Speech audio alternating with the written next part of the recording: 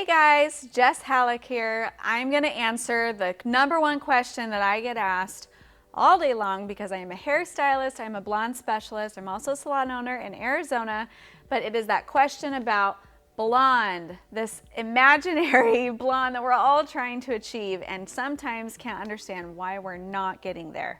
And if you have that cool tone blonde, understanding how to take care of it, perfect it, what are we supposed to be using, all those things. So I want to talk about all the things that are included in that blonde category that maybe you and your stylist just aren't connecting and understanding the same thing, or maybe you're just under a false impression of what is realistic and what we're trying to achieve. Or if you have blonde and you're like, I am just like buttery and beige and I want to be cool toned, how do I get there? We're going to talk about that. When you're trying to achieve that cool tone blonde, I use 3 categories as checkpoints to figure out why we're not getting there.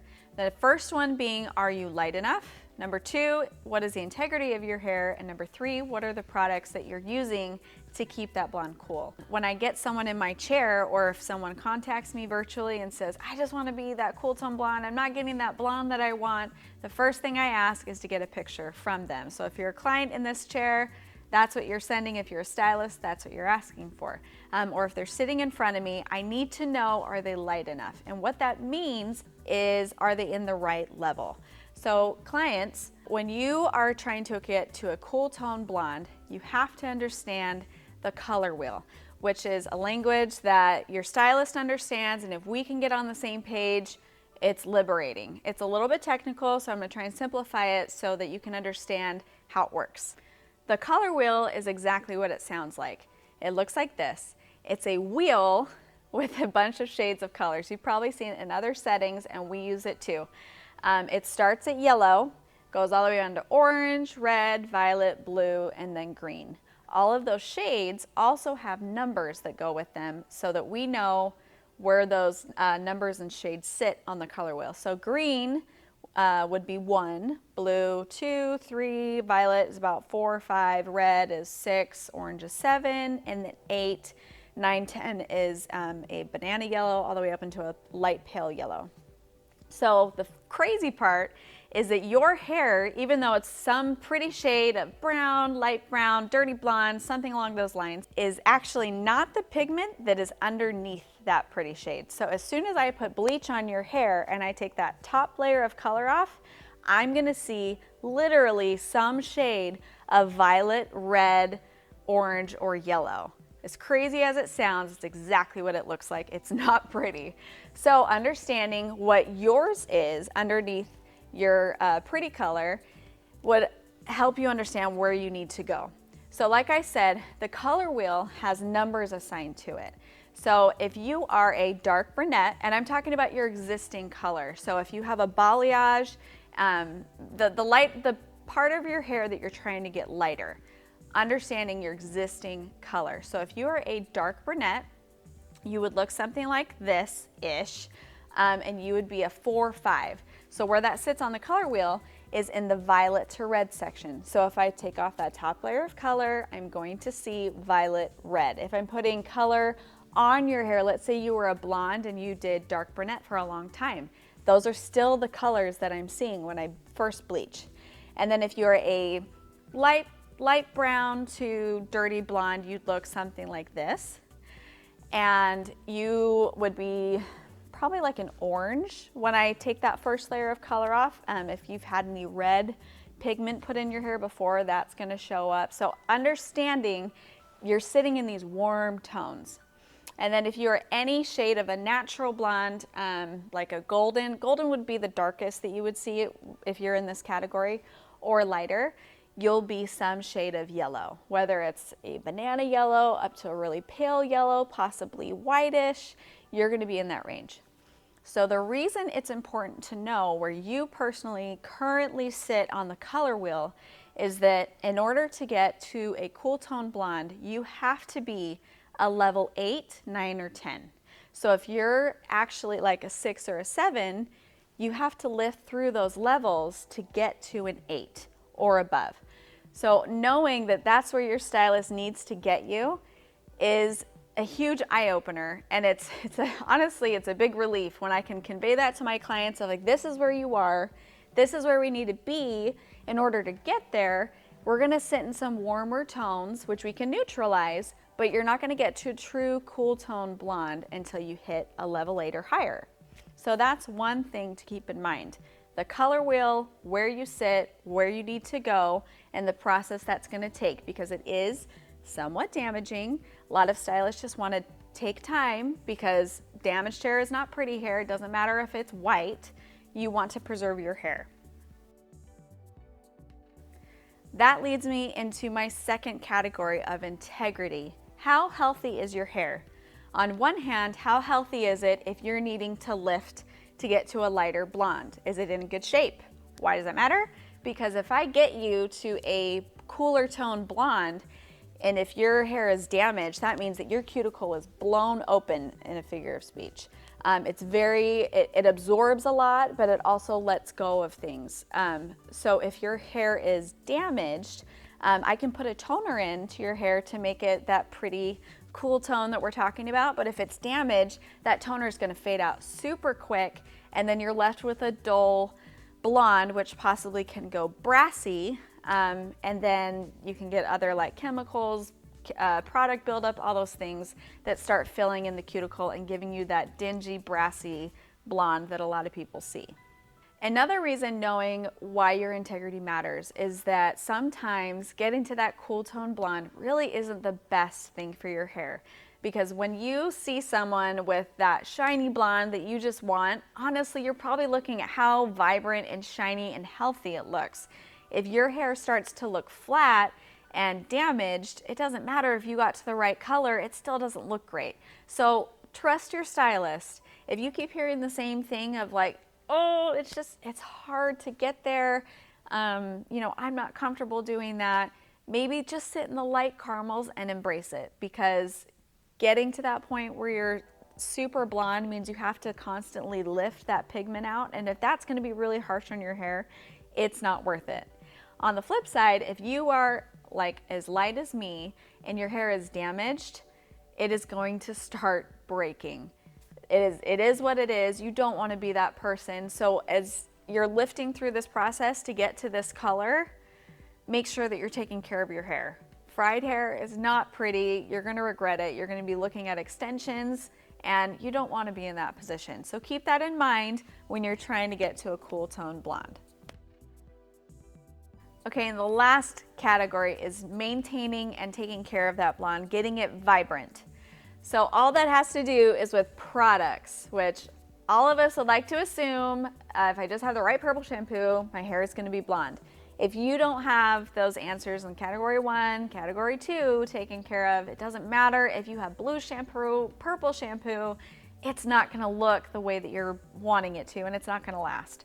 So getting to that cool tone blonde, make sure it's healthy, make sure you're using the right toners, which by the way, in case you're wondering, because I get asked a lot, my favorite blonde toners, I love Goldwell Color-Ons. I love 10P and 10BS. If you're a stylist and you want to try those out, you're gonna love them. They make a massive difference. And if someone is sitting at a really heavy 8 and you're trying to punch through and make it cool, Joico Vero K-Pack an 8N and 9N with Vero Glaze 2-to-1 will get you that tone that you're looking for, just as a side note. From a client's perspective, using the right purple shampoo matters. If you are dumping out your purple shampoo and it's like a lavender, it's not very strong. When you are dumping it out, if it is a vibrant, a little bit scary purple, that's probably exactly where you need to be. My favorites are the Unite Blonda, because I personally don't love a gray lavender tinge. I call it the edge. I like my hair to just be bright and white and vibrant and have a shine to it. And the Blonda line from Unite does that. They have a purple shampoo. They have a daily conditioner that helps seal everything down and give you the nutrients that you're missing when you bleach so much. And then the Blonda Fix is an intense mask to help repair, and it's an intense toning. It's it's awesome for a take-home treatment. But the Blonde line is my favorite. If you like something that maybe has a lavender gray tinge, just because you like the look, Fanola No Yellow is hands down the best. It is very intense, so know what you're getting yourself into. If you are trying a purple shampoo for the first time and you're kind of on the fence about how that's gonna go, mix your purple shampoo with your regular shampoo and leave it in for just a minute, and then wash it out. You can always build up, but when you put it on and it goes a little bit purpley, you can either jump back in the shower, try to shampoo it again to take it out, or it'll rinse out by the next time. So I always say, if it's your first time, mix the two, and you should be able to get to where you want to go. My other tip, which I didn't really understand until probably this year. I live in Arizona. The water is really hard, which means there's a lot of minerals in it. Same rules apply if you are a chronic purple shampooer, like doing it all the time. P.S. My suggestion is once a week at the most. But if you have hard water, you use a lot of products on your hair that maybe might not be sulfate-free, paraben-free, phosphate-free, super clean for your hair, you're gonna get a lot of product buildup on your ends. And you might notice how that feels, but what you might not notice is that it very often dulls your blonde.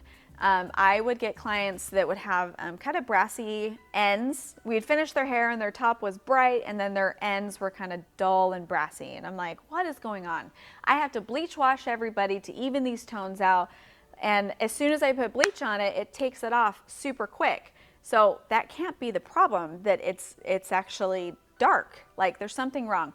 So then I started clarifying people's hair.